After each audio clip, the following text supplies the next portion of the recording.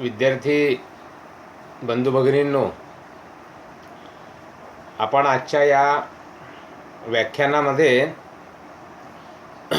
तुमच्या MA भाग 2च्या म्हणजे चौथ्या सत्राची जी आपली प्रश्नपत्रिका आहे, मध्ययुगीन आणि आधुनिक गद्य या संबंधीचे या पूर्ण प्रश्नपत्रिकेच्या संदर्भात आपल्या प्रश्नांचं स्वरूप आणि त्या प्रश्नांच्या उत्तरांची मांडणी आपण कशी करायला पाहिजे याविषयी तुमच्याशी संवाद मी या व्हिडिओ लेक्चरमध्ये करणार आहे. खरं तर माझे श्री बिंझानी नगर महाविद्यालयाचे विद्यार्थी जे आहेत, ज्या विद्यार्थिनी आहेत विशेषतः, त्यांच्यासमोर हा विषय मी यापूर्वी मांडलेला आहे आणि आपण सर्वच ठिकाणी या पद्धतीने आपण हा विषय समजून घेत असतो. कारण की ज्याप्रमाणे अध्यापन आणि अध्ययन महत्त्वाचं असतं आणि विद्यार्थ्यांनी स्वतःहून खरं तर वेगवेगळ्या विषयांवर स्वअभ्यास करणं, स्वअध्ययन करणं, स्वाध्याय करणं महत्त्वाचं असतं. त्याचप्रमाणे आपण प्रत्यक्ष परीक्षेमध्ये प्रश्नांची उत्तरं कशा पद्धतीने लिहितो त्याचं एक जे तंत्र आहे, त्याचं एक जे टेक्निक आहे, त्यावरही आपलं गुणांकन, मूल्यांकन अवलंबून असतं. आणि म्हणून एक हा छोटासा प्रयत्न आहे की जो तुम्हाला नक्कीच विद्यार्थ्यांना उपयोगाचा ठरेल असं मला वाटतं. जसं आपली ही मध्ययुगीन व आधुनिक गद्याची प्रश्नपत्रिका आहे, आपल्या सर्व प्रश्नपत्रिकांची मांडणी जी असते ती समान आहे. आपल्या अभ्यासक्रमाची मांडणी समान आहे आणि आपल्या अभ्यासक्रमाच्या मांडणीनुरूप, अभ्यासक्रमाच्या मांडणीनुसार आपल्या पदव्युत्तर वर्गांच्या आणि प्रश्नपत्रिकांची मांडणी ही जवळपास सारखी असते, शैली सारखी असते. आणि ती शैली एखाद्या विद्यार्थ्याने जेव्हा तो भाग 1 मध्ये म्हणजे पदव्युत्तर वर्गामध्ये प्रवेश करतो तेव्हा जर त्याने नीट या सगळ्या मांडणीचा, शैलीचा अभ्यास केला तर त्याच्या लक्षात येतं की कशा पद्धतीने ही प्रश्नपत्रिकेची रचना असते आणि मग यांना कशा पद्धतीने आपण सामोरं जाता येऊ शकतं ते कोणत्याही एखाद्या चाणाक्ष आणि अध्ययनशील अशा प्रकारच्या विद्यार्थ्याला ते लक्षात येऊ शकतं. तर मित्रांनो, या आपल्या प्रश्नपत्रिकेमध्ये आपल्या सगळ्यांना माहिती आहे की पहिलं जे युनिट आहे, पहिला जो घटक आहे, त्याच्यामध्ये गद्याची संकल्पना, मध्ययुगीन गद्याची संकल्पना, उगम, मध्ययुगीन गद्याचा आविष्कार विविध, नंतर आधुनिक गद्य, आधुनिक गद्याची संकल्पना, उगम, आविष्कार आणि आधुनिक गद्याची विविध रूप किंवा आधुनिक गद्याचे विविध आकृतिबंध, अशा पद्धतीने याची पहिलं युनिट जे आहे ते दिलेलं आहे. आपल्याला हेही माहिती आहे की आपण साधारण असं विचार करतो की या प्रश्नपत्रिकेची रचना जी आहे त्याच्यामध्ये प्रत्येक घटकामध्ये 2 प्रश्न असतात आणि ते त्या घटकामधल्याच अभ्यास विषयावर, कंटेंटवर, बिंदूंवर आधारलेले असतात. त्याच्यामुळे ह्यामध्ये जर आपण असा विचार केला की प्राचीन गद्य जी आहे त्याच्या संकल्पनेवर आपण जास्ती लक्ष केंद्रित करायचं. म्हणजे आपल्याला प्राचीन संकल्पनेवर का लक्ष केंद्रित करायचं? कारण आपल्या अभ्यासक्रमामध्ये इतरही ज्या प्रश्नपत्रिका आहेत त्याच्यामध्येही प्राचीनचा भाग आहे. आधी आपण प्राचीन वाङ्मयाचा अभ्यास BAच्या 3य वर्षामध्ये प्राचीन मराठी वाङ्मयाच्या इतिहासामध्ये आपला झालेला आहे. सोबतच आपला ज्ञानेश्वर प्रथम सत्रामध्ये आपण संत ज्ञानेश्वर जर विषय घेतला असं तिथेही आपला अभ्यास झालेला आहे. त्याच्यामुळे आपली अभ्यासाची पार्श्वभूमी तयार आहे. म्हणून आपण प्राचीन गद्य किंवा मध्ययुगीन गद्य या संदर्भातला जर प्रश्न तयार केला तर आपल्याला ते सोपं जाऊ शकतं. अर्थात याच्यामध्ये जो दुसरा भाग आहे आधुनिक गद्य आणि त्याचे आकृतिबंध, त्याचाही आपल्याला विचार करता येऊ शकतो. कारण की त्याचा ज्यावेळी आपण आधुनिक गद्याचे जे ग्रंथ आपल्या अभ्यासक्रमामध्ये आहेत त्याची उत्तरं आपण जेव्हा लिहू त्याच्यामध्ये पार्श्वभूमी म्हणून, त्याच्यामध्ये प्रास्ताविक म्हणून त्या घटकांचा समावेश आपल्याला करता येऊ शकतो. त्याच्यामुळे त्याचाही अभ्यास आपला झालेला असला पाहिजे. म्हणजे संपूर्ण घटकातल्या सगळ्या अभ्यास विषयांचं वाचन, काही घटकांचं सखोल वाचन, ज्याच्यासाठी आपण 16 गुणांचा प्रश्न सोडवणार आहोत. आणि हे आपण आधीच ठरवलेलं आहे की आपल्याला 16 गुणांचा प्रश्न हा प्राचीन आणि मध्ययुगीन गद्याच्या अभ्यासावर आधारलेला आपण सोडवणार आहोत. आणि आपण मग जो दुसरा घटकातला दुसरा भाग, उर्वरित भाग आहे, त्याचंही आपण वाचन करून ठेवणार आहोत. कारण मित्रांनो, आपल्याला जो 5वा प्रश्न सोडवायचा आहे टिपणांचा, त्या टिपणांचा जो अनिवार्य प्रश्न आहे, त्या टिपणांच्या प्रश्नामध्ये या घटकांमधला कोणताही भाग आपल्याला येऊ शकतो. त्याच्यामुळे या पहिल्या प्रश्नाचं उत्तर लिहिताना गद्याच्या संकल्पनेविषयीची माहिती आपल्याला लिहावी लागणार. नंतर मध्ययुगीन गद्याचा उगम कोणत्या कालखंडामध्ये झाला, त्या कालखंडाचा विचार आपल्याला मांडावा लागणार. जसं प्राचीन मराठी साहित्याचा कालखंड जो आहे, तो प्राचीन मराठी साहित्याच्या कालखंडाचा उगम हा महानुभाव गद्यापासून झालेला आपल्या सगळ्यांना माहीत आहे. आणि पद्यवाङ्मयाची सुरुवात आपण ज्ञानेश्वरांपासून किंवा त्यापूर्वी मुकुंदराजांपासून मानत असलो तरी गद्यवाङ्मयाची सुरुवात त्याही पूर्वी आपण महानुभाव गद्यापासून मानतो आपल्या मराठीच्या इतिहासामध्ये. आणि त्याची मांडणी आपल्याला या सगळ्या विषयामध्ये करायची आहे. मग महत्त्वाचा यातला जो भाग आहे तो आहे की प्राचीन मराठी गद्याचे वेगवेगळे आविष्कार कोणते आहेत, आकृतिबंध कोणते आहेत. आविष्कार म्हणजे ज्या आकृतिबंधाच्या माध्यमातून प्राचीन मराठी गद्य अवतरलेलं आहे, प्राचीन मराठी गद्याची अभिव्यक्ती झालेली आहे, प्राचीन मराठी गद्याचा आविष्कार झालेला आहे आणि त्याचा अभ्यास आपण आज करतो. त्याच्यामध्ये 3च भाग प्रामुख्याने येतात असं आपल्याला दिसतं. एक आहे महानुभाव गद्य म्हणजे गद्यवाङ्मयामधलं, आणि दुसरं आहे बखर वाङ्मय, आणि तिसरं आहे ऐतिहासिक पत्रे. त्यातला ऐतिहासिक पत्रे जो भाग आहे त्याला आपण साहित्याचा किंवा एक गद्याचा आकृतिबंध आपल्याला म्हणता येणार नाही, किंवा साहित्यिक आकृतिबंध ऐतिहासिक पत्रांना नसल्यामुळे आणि इतिहासाच्या विद्यार्थ्यांसाठी तो भाग जास्ती महत्त्वाचा आहे हेही आपल्या लक्षात येतं. पण तरीसुद्धा मुख्यतः 2 प्रकार जे कोणते आहेत ते म्हणजे महानुभाव गद्य आणि बखर वाङ्मय. याच्यामध्ये मोठ्या प्रमाणात रचना झालेली दिसते. याच्यावरच आपल्याला अधिकाधिक भर या प्रश्नाच्या उत्तरामध्ये द्यावा लागणार आहे आणि ह्याच्यावर आपण 16 मार्कांचा प्रश्न तयार करू शकतो. या प्रश्नाची रचना कशी करायची आहे, सगळ्या प्रश्नांची एक कॉमन, ते मी शेवटी या लेक्चरच्या शेवटी त्याचं स्पष्टीकरण आणि काही मुद्द्यांच्या आधाराने करणार आहे. इथे आपण प्रत्येक घटकांमधला कोणता भाग महत्त्वाचा आहे आणि त्याचा उपयोग आपण 16 गुणांचं उत्तर लिहिताना कसा करता येऊ शकतो त्याचा विचार आपण या ठिकाणी करतो. दुसऱ्या घटकामध्ये आपण पाहतो आहोत की 2 ग्रंथ आपल्या अभ्यासक्रमामध्ये आहेत. एक लीळाचरित्र एकाक आहे, ज्याचे लेखक माहीम भट आहेत, जे आद्य गद्य ग्रंथकार ज्यांना आपण म्हणू ते आहेत.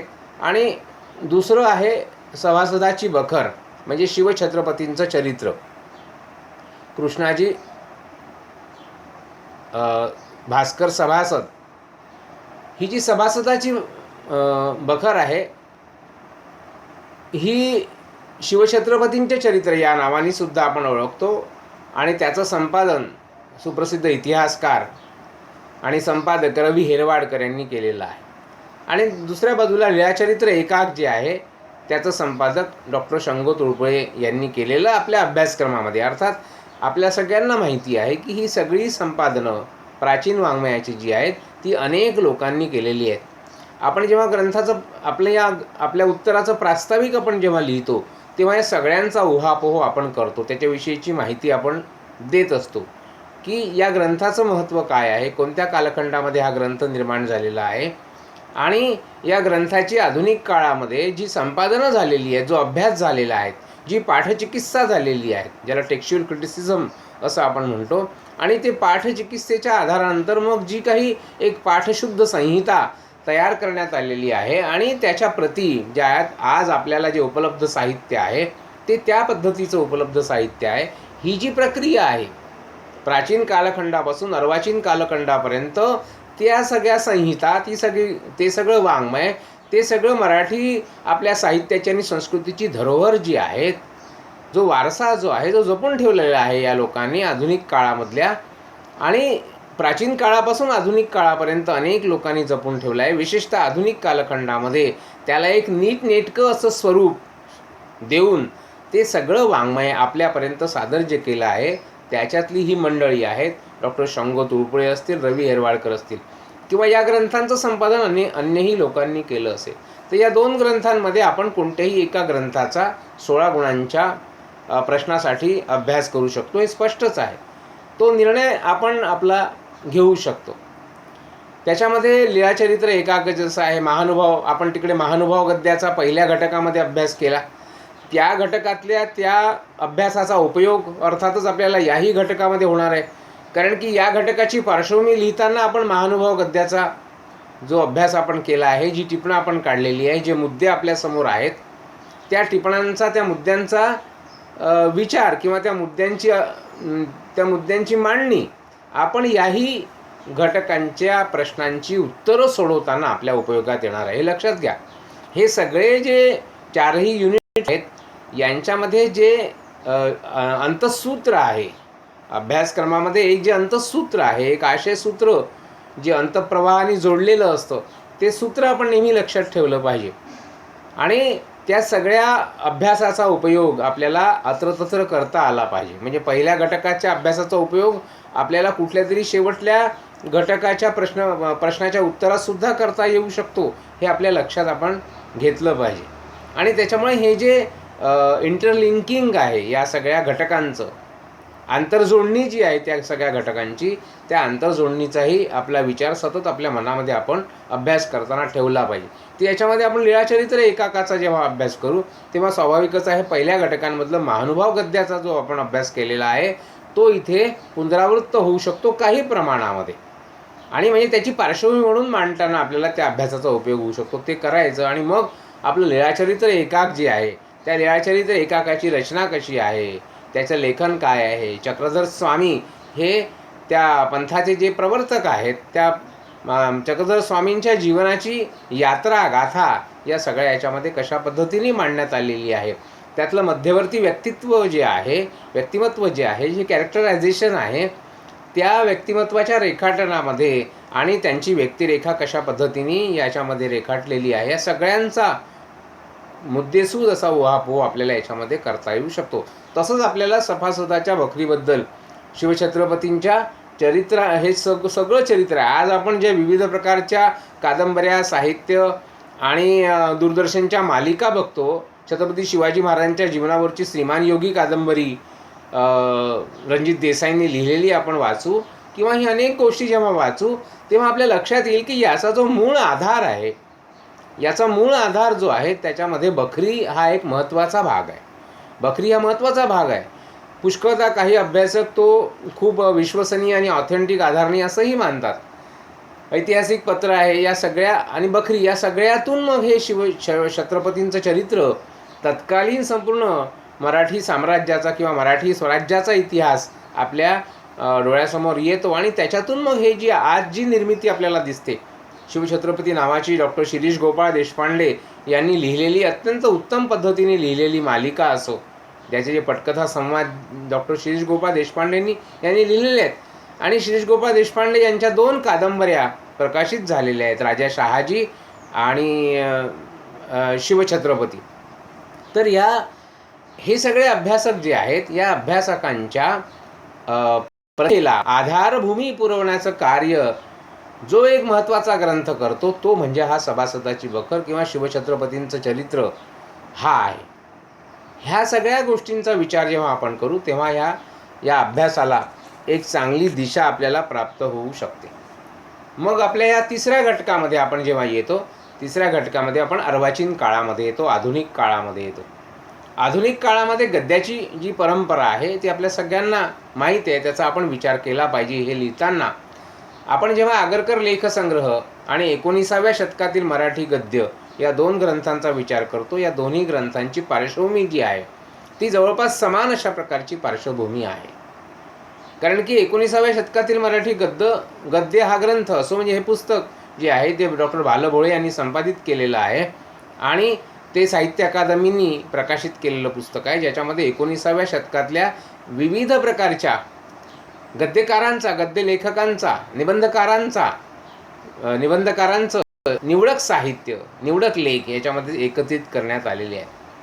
त्याच्यामुळे तो जो भाग आहे तो तुलनेनी पहिल्या भागाच्या तुलनेनी आपल्याला थोडा कठीण वाटू शकतो, कारण की इकडे आपल्याला फक्त आगरकरांचा अभ्यास करायचा आहे आणि इकडे आपल्याला 8-10 ग्रंथकारांचा विविध अभ्यास करायचा आहे, त्याची मांडणी करायची आहे.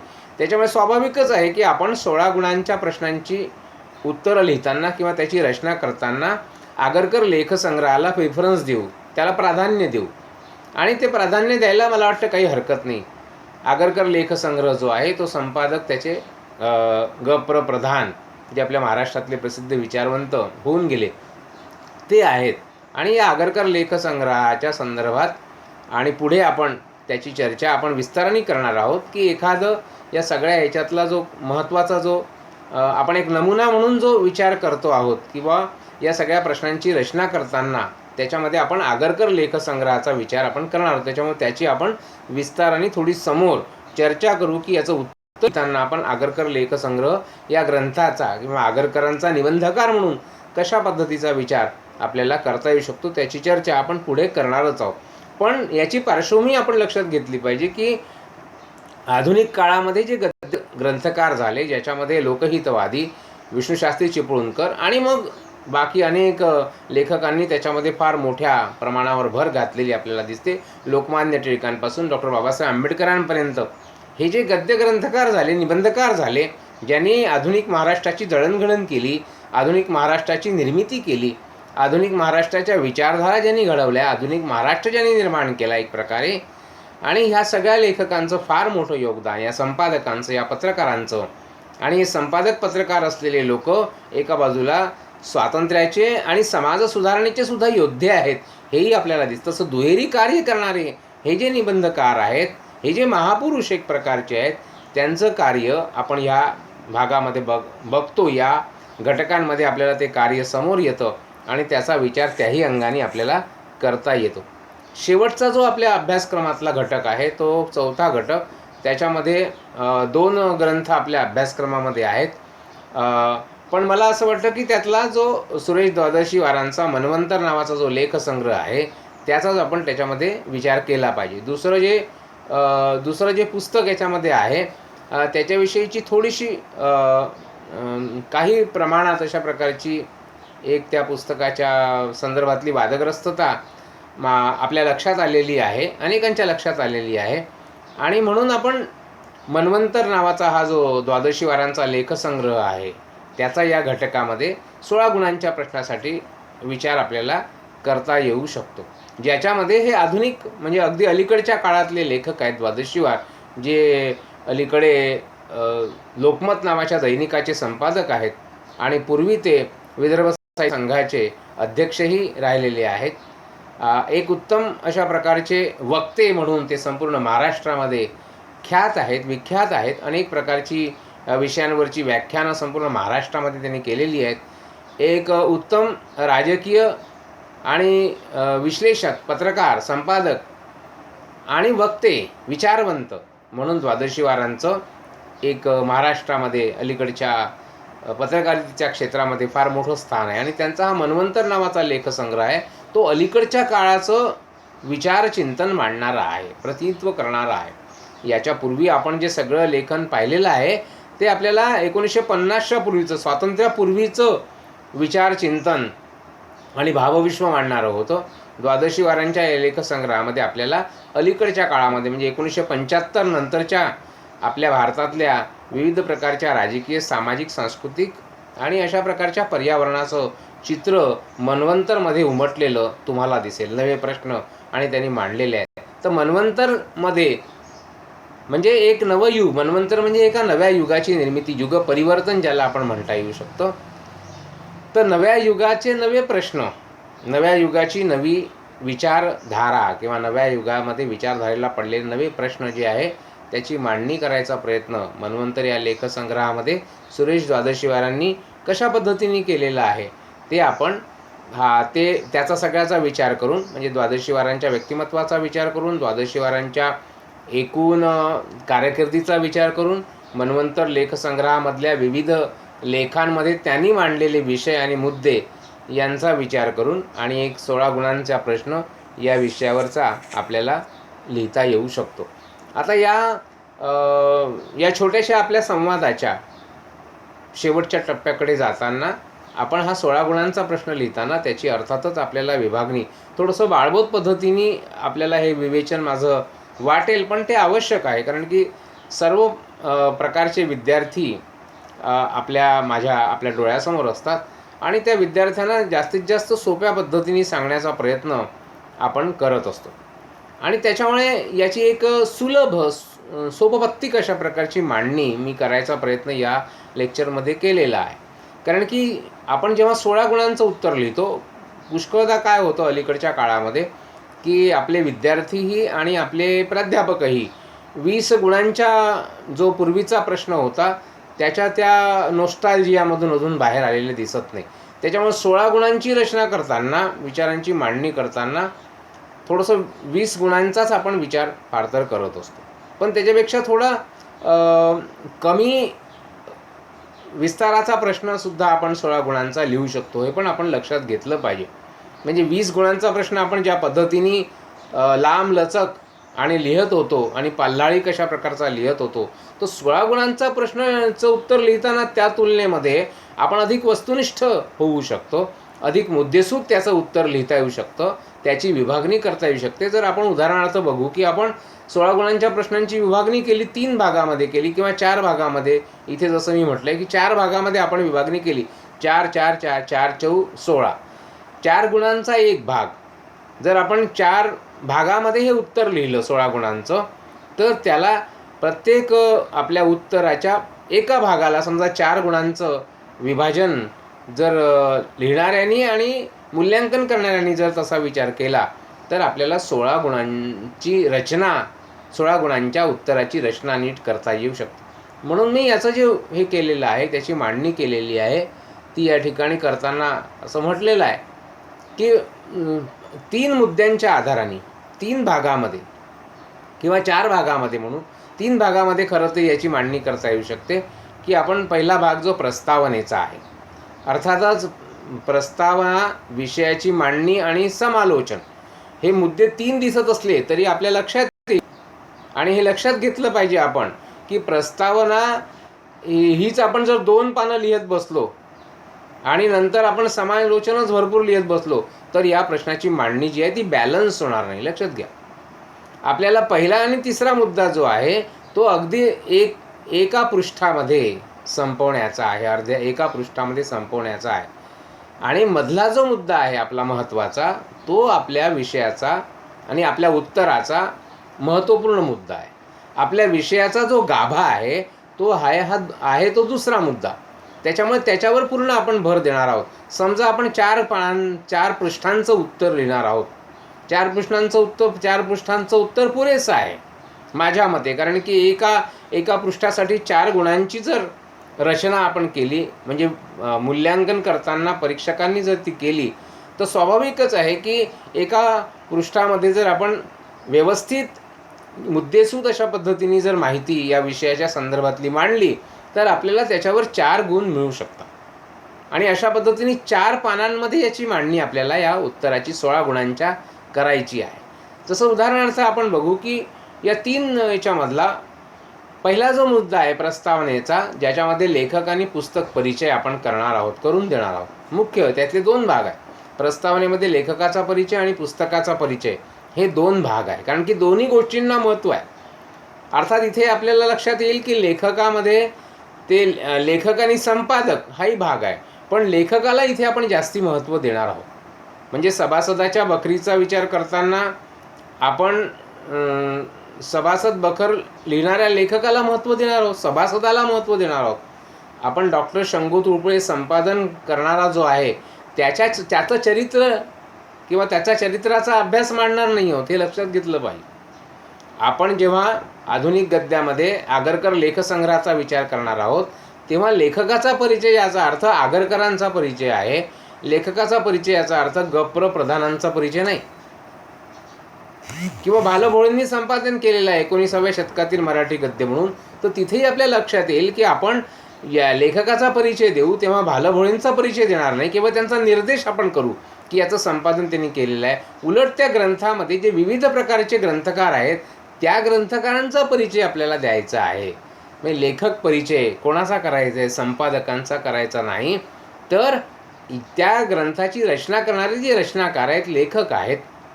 जसं उदाहरणार्थ महानुभाव गद्यामध्ये आपल्याला जे लीळाचरित्र एकाक आहे त्याच्यामध्ये माहीम भटाच्या चरित्राचा आपण लेखक चरित्र म्हणून विचार करू. आणि पुस्तक परिचय, त्यातला पुस्तक परिचयाचा भाग सुद्धा महत्त्वाचा आहे.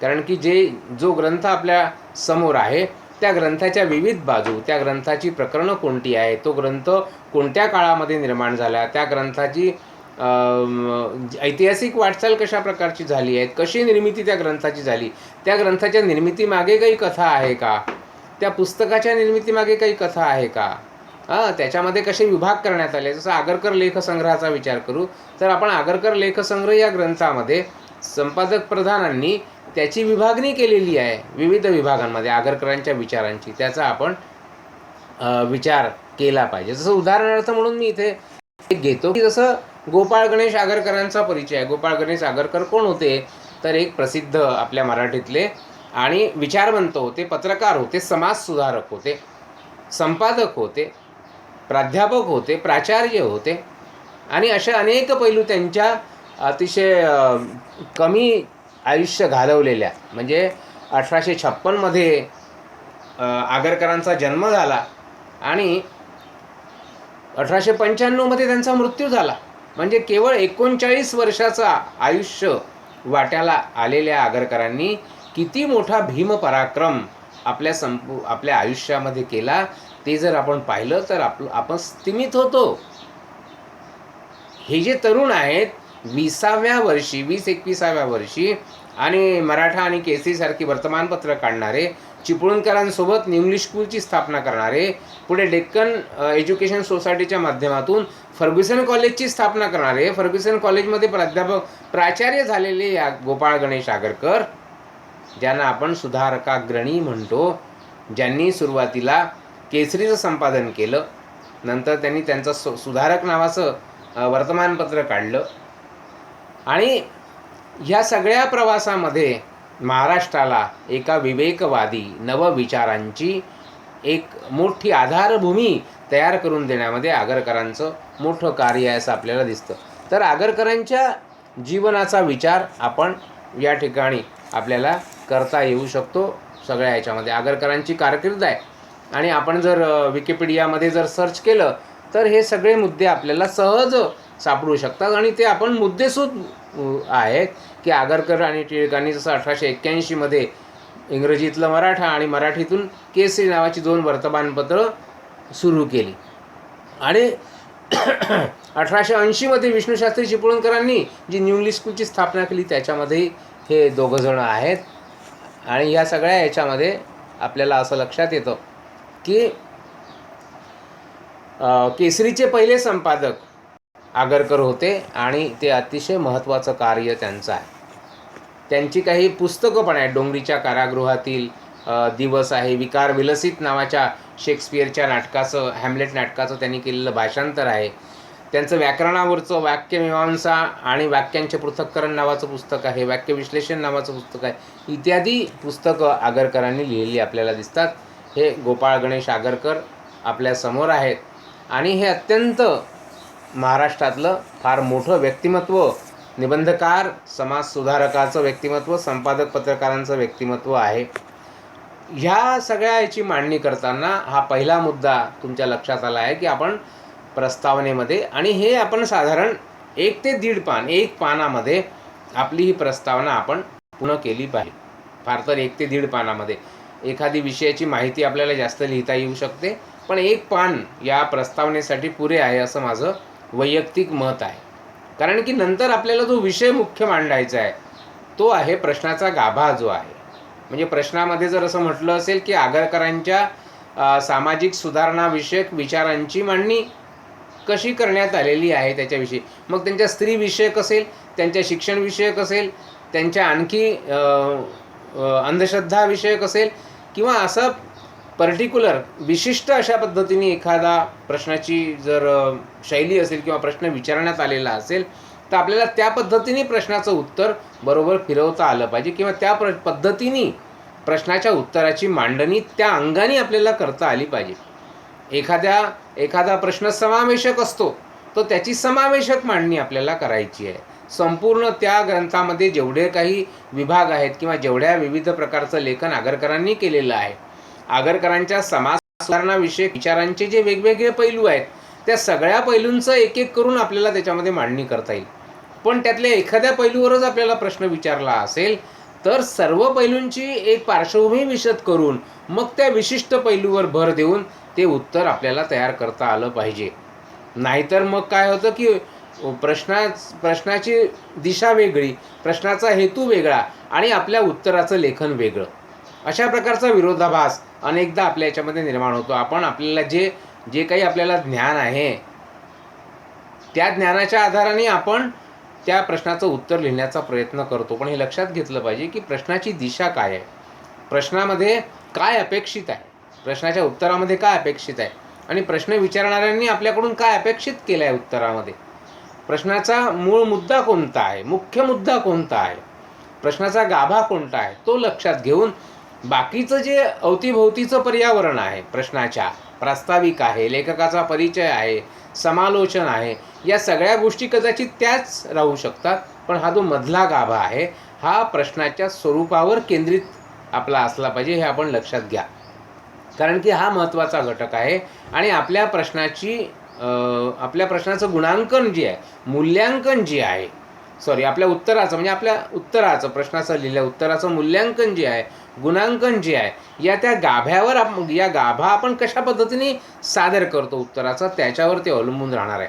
आणि म्हणून हा जो दुसरा भाग आहे म्हणजे प्रस्तावनेचा भाग झाल्यानंतरचा विषयाची मुद्देसूद सोदाहरण मांडणी, या वाक्यातल्या प्रत्येक गोष्टीला विषयाची म्हणजे जो विषय आपल्याला प्रश्नपत्रिकेमध्ये अपेक्षित आहे, प्रश्नामध्ये अपेक्षित आहे, त्या विषयाची मुद्देसूद एक एक मुद्दा घेऊन मांडणी, मुद्देसूद सोदाहरण आणि उदाहरणं घेऊन. म्हणजे आपल्याला महानुभाव गद्यातलं समजा आपल्याला एखादं हे घ्यायचं आहे की लीळाचरित्र एकाकातलं कोणती सामाजिक परिस्थिती घ्यायची आहे तर त्या सामाजिक परिस्थितीचं चित्रण असणारी एखादं वाक्य लीळाचरित्र एकाकातलं आपल्याला त्याच्यामध्ये टाकता आलं पाहिजे. किंवा मन्वंतरमध्ये द्वादशीवारांनी जर एक विशिष्ट विचारांची मांडणी केली असेल की आधुनिक काळामध्ये जसे प्राचीन कालखंडामध्ये भारतीय विचारवंत निर्माण झाले तसे आधुनिक कालखंडामध्ये नवा विचार देणारे विचारवंत काही निर्माण झाले नाही असं द्वादशीवारांचं मत आहे. मग त्या संदर्भात त्यांनी कुठे कोणतं विधान जे लिहिलेलं आहे ते विधान आपल्याला तिथे कोट करता आलं पाहिजे, सोदाहरण. अशा पद्धतीने आपण या प्रश्नपत्रिकेतला जो मुख्य घटक आहे तो 2 ते 2.5 पानांमध्ये आपण तिथे मांडायचा. एका पानामध्ये आपण प्रस्तावना, लेखकाचा परिचय आणि पुस्तकाचा परिचय मांडलेला आहे. दुसऱ्या भागामध्ये उत्तराचा दुसरा भाग जो आहे त्याच्यामध्ये विषयाची आपल्याला मुद्देसूद सोदाहरण मांडणी करायची आहे. ती आपल्याला 2 ते 2.5 पानांमध्ये करायची आहे. कारण आपल्याला समालोचनासाठी जर आपण फक्त अर्धा भाग पृष्ठाचा ठेवला तरी पुरणार आहे. कारण की हे मुद्दे जे आहेत समजा मला असं वाटतं की प्रत्येक प्रश्नाच्या उत्तरामध्ये किमान 10 मुद्दे असले पाहिजे. म्हणजे या विषयाच्या गाभ्यामध्ये 10 मुद्दे त्याच्यामध्ये आले पाहिजे. म्हणजे 10 मुद्दे आपण मांडता आले पाहिजे. लीळाचरित्र एकाक असो की मग मन्वंतरसारखा लेखसंग्रह असो किंवा आगरकर लेखसंग्रह असो किंवा सभासदाची बखर असो, या सगळ्या ग्रंथांचं आणि अवलोकन करून, परिशीलन करून आणि या सगळ्या ग्रंथांचा जो गाभा आहे आशयाचा किंवा त्याची आशयसूत्र आहे ते इतके मोठे मोठे ग्रंथ आहे, त्याच्यामध्ये इतका मोठा कंटेंट आहे, इतकं मोठं कथानक आहे. जसं सभासदाच्या बकरीमध्ये शिवरायांचं संपूर्ण चरित्र आलेलं आहे तर त्या चरित्राचा सारांशच आपल्याला त्याच्यामध्ये मांडावा लागेल काही प्रमाणामध्ये. आणि तो सारांश नुसतं कथानक मांडून चालणार नाही तर त्याची वैशिष्ट्ये आपल्याला मांडावी लागतील. त्याची भाषाशैली असेल, त्याची वाङ्मयीन इतर वैशिष्ट्य असेल, त्यातलं व्यक्तिचित्रण असेल आणि इतर अनेक घटक म्हणजे वाङ्मयदृष्ट्या जे विविध घटक आहेत त्या कलाकृतीचे, त्या वाङ्मय कृतीचे, त्याही घटकांची मांडणी आपल्याला याच भागामध्ये करायची असल्यामुळे या दुसऱ्या भागामध्ये करायची असल्यामुळे किमान 10 मुद्द्यांचं जरी उत्तर या गाभा घटक जो आहे या आपल्या उत्तराचा याच्यामध्ये आपल्याला करता आलं पाहिजे त्या 10 मुद्द्यांच्या आधाराने. याच्यासाठी अर्थातच आपली आधीच पूर्वी तयारी असली पाहिजे. त्याच्याशिवाय अशा पद्धतीने आपल्याला मुद्द्याचं उत्तर लिहिता येणार नाही. आपण कोणत्या विषयाचं उत्तर कशा पद्धतीने आपण लिहू, म्हणजे लीळाचरित्र एकाकाचं उत्तर लिहिताना, एकाकावरचं उत्तर लिहिताना आपल्याला कोणते मुद्दे मांडायचे आहेत, त्यातले कोणते मुद्दे महत्त्वाचे आहेत, चक्रधरांच्या व्यक्तिमत्वाचं कसं महत्त्व आहे, समाजचित्रणाचं कसं महत्त्व आहे, त्यांच्या उपदेशाचं कसं महत्त्व आहे, त्यांच्या भक्तितत्वाचं कसं महत्त्व आहे, त्यांच्या सगळ्या समाजाशी असलेल्या अनुबंधाचं कसं महत्त्व आहे, या सगळ्या गोष्टींचा विचार करून हे जे काही 10, 12, 15 मुद्दे जे आहेत त्यांची आपण आधीच आपल्याजवळ रचना असली पाहिजे आणि ते मुद्देसूद मांडणी आपल्याला करायची आहे. आणि हे केल्यानंतर फक्त आपल्याला समालोचन करायचं आहे.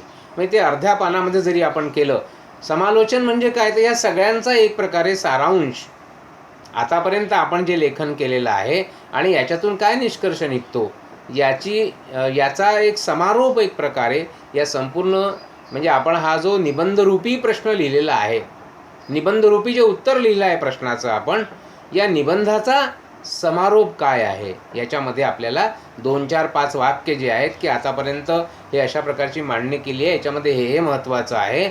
आणि एक महत्त्वाचं आहे की या समालोचनामध्ये, समारोपामध्ये, प्रश्न विचारताना जो मुख्य विषय त्याच्यामध्ये आलेला आहे की आगरकरांचे सामाजिक विचार असेल तर आगरकरांच्या सामाजिक विचारांच्या संदर्भातला उल्लेख करून सामाजिक विचारांची वैशिष्ट्ये काय आहेत, त्यांच्या विवेकवादाची वैशिष्ट्ये काय, त्यांच्या विचारसरणीची वैशिष्ट्ये काय, त्यांच्या आधुनिक विचारांची वैशिष्ट्ये काय आहे, याचा ऊहापोह, याचा उल्लेख आपल्याला समालोचनामध्ये आला पाहिजे. म्हणजे प्रश्नातला जो मुख्य कंटेंट आहे, भाग आहे, त्या प्रश्नातल्या त्या मुख्य भागाचा उल्लेख समारोपामध्ये करणं एक प्रकारे अनिवार्य आहे. म्हणजे मग आपण जी सुरुवात केली प्रश्नाच्या उत्तराला लिहायला, त्या प्रश्नाच्या उत्तराच्या सुरुवातीपासून, प्रारंभापासून मध्य आणि अंत, जसं एखाद्या कथेचे 3 घटक असतात, प्रारंभ, मध्य आणि अंत, या 3 घटकांच्या आधारामध्ये एखादा कोणताही आकृतिबंध जो आहे तो साकार होत असतो. त्यातला गाभा घटक अर्थातच मधला असतो, हे पण आपण लक्षात घेतलं पाहिजे. अशा पद्धतीने जर आपण या प्रश्नांच्या उत्तराची रचना याच पद्धतीने आपण इतरही प्रश्नपत्रिकांचा विचार करू शकतो, अशीच रचना आपण केली तर आपल्याला अतिशय उत्तम गुण आपल्या परीक्षेमध्ये प्राप्त होऊ शकतात. मला असं वाटतं की हे या सगळ्यांचा विचार आपण करू आणि त्या पद्धतीने अभ्यासाची रचना करू आणि अभ्यासाची पूर्वतयारी आपण करू. म्हणजे आपल्याला अतिशय घवघवीत अशा प्रकारचं यश या येणाऱ्या परीक्षेमध्ये प्राप्त होईल, अशा शुभकामना मी व्यक्त करतो आणि या ठिकाणी थांबतो. धन्यवाद.